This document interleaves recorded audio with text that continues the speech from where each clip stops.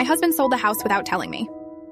I came home after a tiring day, hoping to find refuge in our usual routine. But something wasn't right. There was a sold sign in the yard. Confused, I ran inside and found Marcos, my husband, gathering some papers in the kitchen. "What's going on?" I asked, my heart racing. He looked at me nervous and blurted out, "I sold the house." My world crumbled. That house wasn't just a roof. It was where we raised our children, where we celebrated birthdays, where we painted the walls with laughter and memories. Marcos knew this, and yet he made the decision without consulting me. "We needed the money," he said, avoiding my eyes. It was a good offer, I couldn't pass it up. But his excuses didn't assuage the betrayal I felt.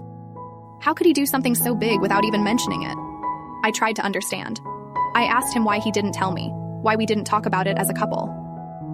"I didn't want to worry you," he murmured. But that wasn't enough. That house was mine too. My home, my story.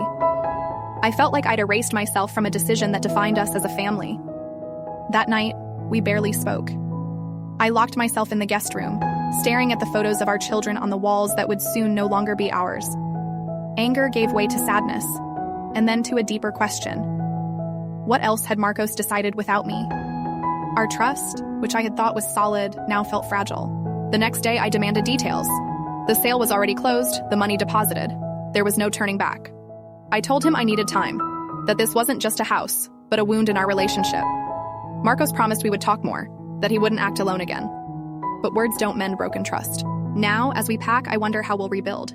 It's not just moving, it's reclaiming who we were. Maybe we'll succeed, but this house, and what it stood for, will always be a scar.